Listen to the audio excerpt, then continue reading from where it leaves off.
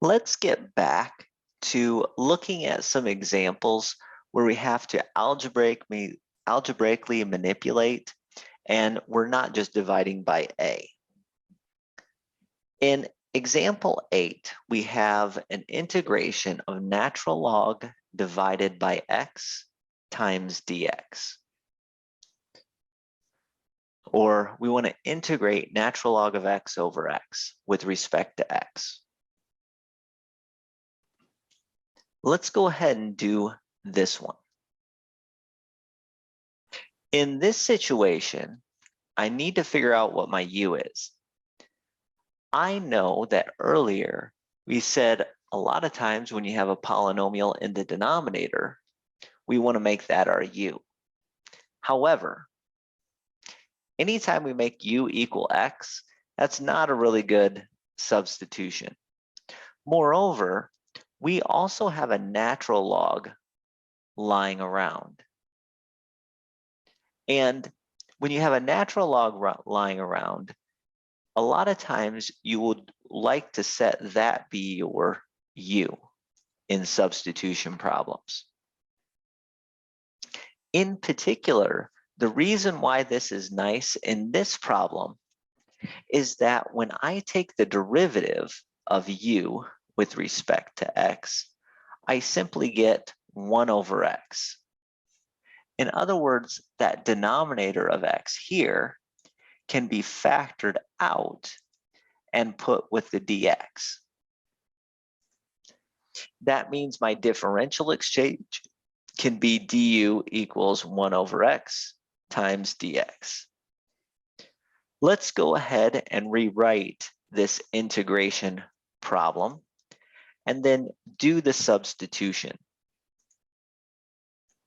First step is I want to rewrite this fraction as natural log of x multiplied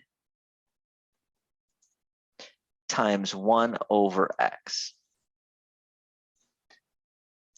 If I rewrite it this way, then my u substitution and my du, or my differential exchange, should make pretty good sense. I'm going to be integrating natural log of x turns into a u. 1 over x dx turns into a du.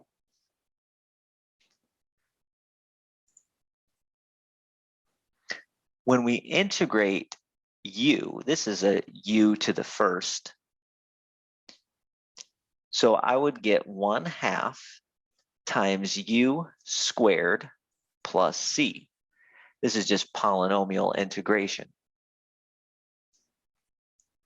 Now I can exchange my u for the expression in x. That is, in this case, my u was natural log of x.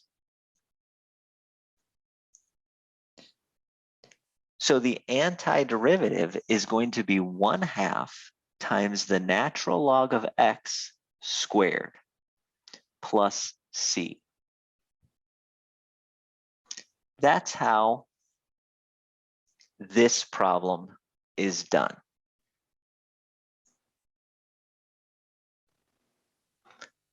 You can see a lot of times if you have a denominator that's just x and there's a natural log laying around, then you probably want to utilize your u equals natural log as your exchange, as your substitution. And then the differential substitution will involve a 1 over x.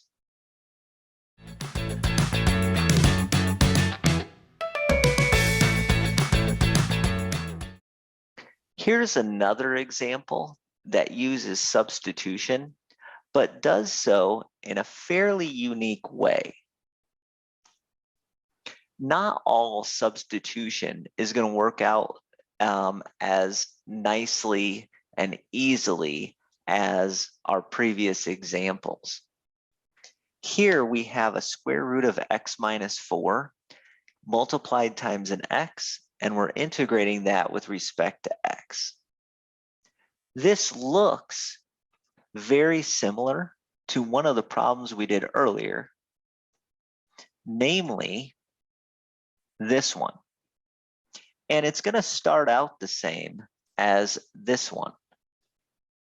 The polynomial underneath our square root is, in fact, going to be our u. But it's not going to end up quite the same. Let's go ahead and try to do this. We want to set our u to be the polynomial under our square root. That seems pretty nice, and it is. However, when I do my derivative, I end up with just a 1. That means my differential exchange is just a differential du exchanging for a 1 dx.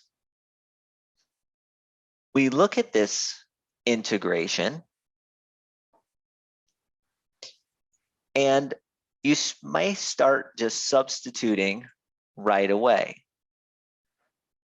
Let's substitute right away.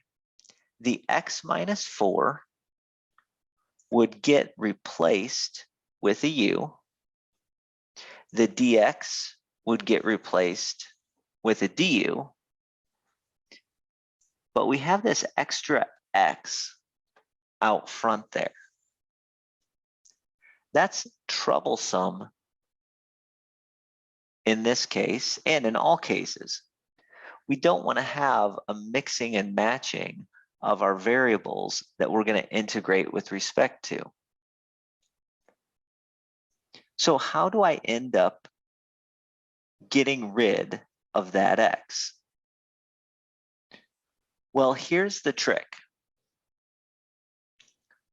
Notice that this equation, the u equals x minus 4 equation, was solved for u, but this could have also been just as easily solved for x by adding 4 to both sides. That means this u equals x minus 4 wasn't just an exchanging equation to get rid of x minus 4, but also was an exchange equation to get rid of x. And I can get rid of x now by replacing any x I see with u plus 4. At this stage, we're going to integrate. Now, when we integrate, it's going to be a lot easier to think of square root of u as u to the 1/2 power.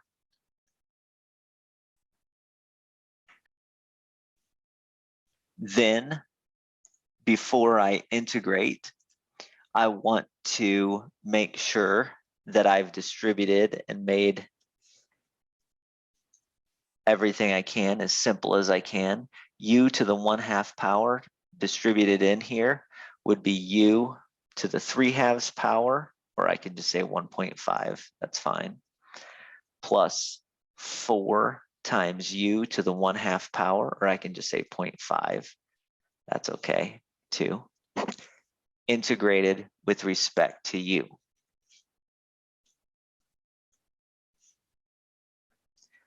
Again, that's just me multiplying u to the 1/2 power in here. Now this is like polynomial integration. I can simply raise the exponent by 1 and then divide by that new exponent. Do that again. Raise the exponent by 1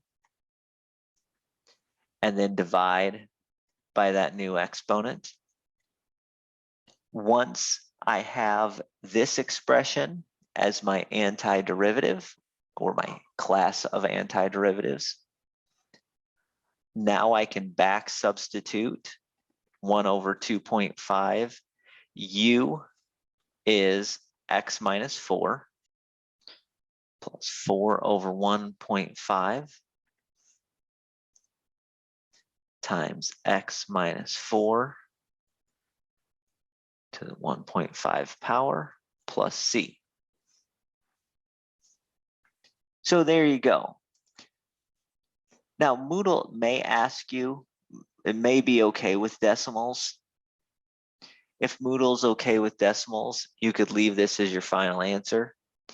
If Moodle wanted something else, if it wanted, I don't know, actual fractions, 1 over 2.5 is 2/5. 2.5 is 5/2 if you wanted fractional exponents. 4 divided by 1.5 is 8/3, or 2 2/3. 1.5 is also known as 3/2.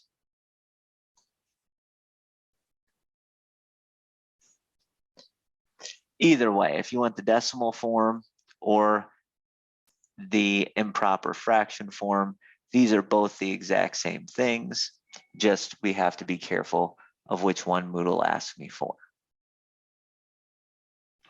So there you go. If you ever end up with a random x value when you exchange, look to see if your original u equals an expression of x can be solved for x. And then you can use that in your exchange.